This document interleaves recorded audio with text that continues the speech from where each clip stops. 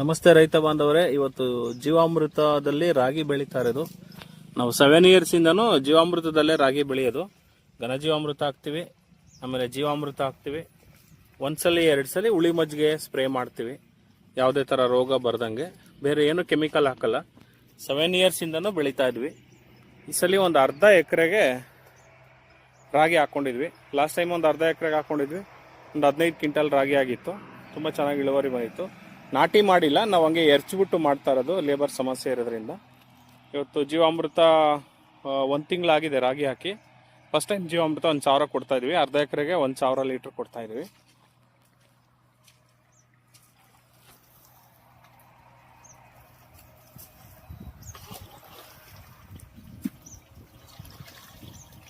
ಕಳೆ ಇದೆ, ಕಳೆಗೆ ಯಾವುದೇ ನಾವು ಕೆಮಿಕಲ್ಲು, ಯೂರಿಯಾ, DAP ಯಾವುದು ಬಳಸಲ್ಲ.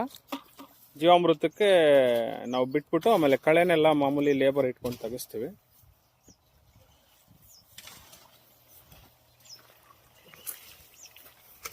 ಸೆವೆನ್ ಡೇಸ್ ಆಗಿದೆ ಜೀವಾಮೃತ.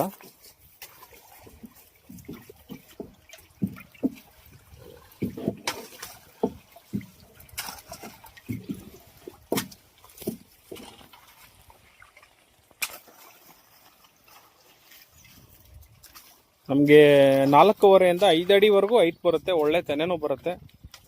ತುಂಬ ಚೆನ್ನಾಗಿ ಬರುತ್ತೆ. ನಾವು ಯಾವಾಗಲೂ ಪ್ರತಿ ಸಲ ಹಾಕ್ತೀವಲ್ಲ, ತುಂಬ ಚೆನ್ನಾಗಿ ಬರುತ್ತೆ. ಮತ್ತೆ ಜೀವಾಮೃತನೇ ಹಾಕೋದು, ನಾವು ಯೂರಿಯಾ, DAP ಏನು ಯೂಸ್ ಮಾಡಲ್ಲ.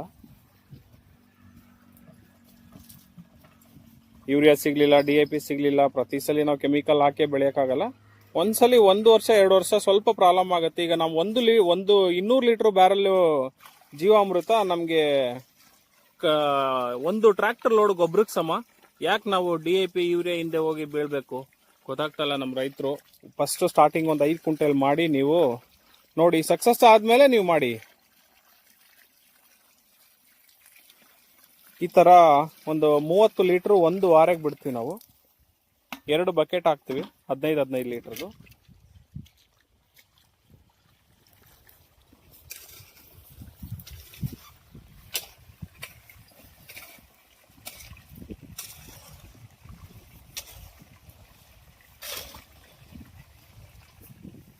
ಐದು ಡ್ರಮ್ ಮಾಡಿದ್ವಿ.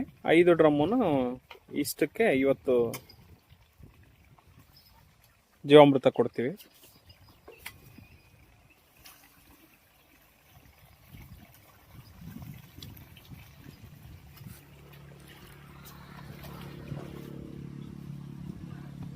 ಕಳೆ ಇದೆ ಅಂತ ನಾವೇನು ಕೆಮಿಕಲ್ ಹೊಡಿಯೋಕ್ಕಾಗಲ್ಲ, ಕಳೆನಾಶಕ ಹೊಡಿಯೋಕ್ಕಾಗಲ್ಲ.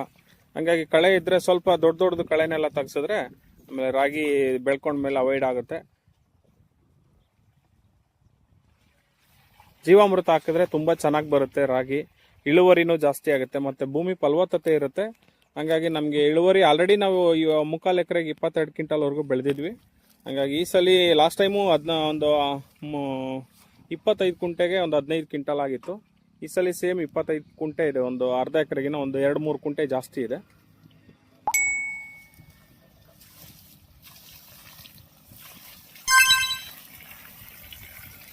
Thank you.